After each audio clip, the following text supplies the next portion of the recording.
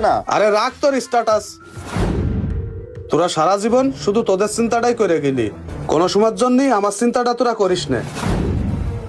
আমি কত কষ্ট করে প্রবাসের মাটিতে দিন রাত পরিশ্রম করে তোদের জন্যই এই দেশে টাকা পাঠাইছি, আর তোরা এখানে থেকে রঙ্গলীলা করিস, মজা মাস্তি করিস। হ্যাঁ, একটা বারও ভাবলি না তোরা আমার কথা? আব্বা, আমার বড্ড ঘৃণা লাগে তোমাদের এই কথা বলতে। ঘৃণা করা লাগবে না, তুমি চলে যাও। হ্যাঁ, আমি চলেই যাব। আমি 10 দিন না, আমি আজকেই চলে যাব। আর যাওয়ার আগে তোমাদের একটাই কথা বলতে চাই, তোমরা প্রবাসটা কি মনে করি চাও? প্রবাস খুব সুখের জায়গা না? ওখানে ঘুরতে যায় মানুষ, আয়েশ করতে যায়, তাই না? তোমরা যেমন রাত 12টার সময় ঘুমাও আর পরদিন দুপুর 12টার সময় ঘুম থেকে ওঠো, ওখানেও তো মানুষ ওই রকমই করে, তাই না? আরে একবার প্রবাসে গিয়ে দেখো। আর জয় তোরেও বলি, একটা বার ওই প্রবাসের মাটিতে যায় দেখ, ওই প্রবাসটা কত কষ্টের জায়গা। ওই প্রবাসের মানুষগুলো কতটা কষ্ট করে। ওই প্রবাসের মাটিতে দিনকে দিন রাতকে রাত বলে না, আর তোরা দেশে থেকে মজা নিস, তাই না? হায় রে আব্বা, আমি যখন 2 মাস টাকা পাঠাতে পারিনি, তোমার এই ছেলে আমার সাথে কথা বলা বন্ধ করে দিয়েছে। তোমার মেয়ে আমার কাছে একটা আইফোন চাইছিল, আমি ওরে বললাম, আরে তোর একটা ভালো জায়গায় বিয়ে দি, তোর হাজবেন্ড তোরে আইফোন কিনে দেবে।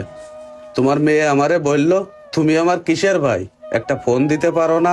আর এই যে আমার ভাইটা একটা বাইক চাইছিল আমার কাছে, আমি সঠিক টাইমে বাইকটা দিতে পারিনি, তাই তুই ও আমার সাথে কথা বলা বন্ধ করে দিয়েছে। আর তুমি মাঠের ওই জমিগুলো কেনার জন্য আমারে ফোনের পরে ফোন, আর যখন আমি টাকা দিয়ে দিছি তখন তে আমার আর খোঁজ নেওয়ার প্রয়োজন মনে করনি। ওই প্রবাসের মাটিতে 2টা মাস আমি অসুস্থ ছিলাম, এই তোমরা কেউ আমার খোঁজ খবর নেওনি। আজকে যদি আমার মাটা বেঁচে থাকতো, তাইলে হয়তো আজকের এই দিনটা দেখা লাগতো না আমার। আমি দিনকে দিন বলিনি, রাতকে রাত বলিনি, শুধুমাত্র তোমাদের সুখের কথা চিন্তা করে ওই প্রবাসের মাটিতে রয়ে গেছি আমি। আরে প্রত্যেকটা বছর আমার ছুটি আছে, কিন্তু আমি শুধুমাত্র তোমাদের কথা চিন্তা করে কোনো বছর একটা দিনও ছুটি কাটাইনি। আরে আমার কি বয়স হয়নি? আমি মানলাম আমার বোনকে বিয়ে দিতে হবে, কিন্তু আমার বিয়ে করা লাগবে না। শুধু তোমাদের কথাই চিন্তা করলে, একটা বারও আমার কথা চিন্তা করলে না।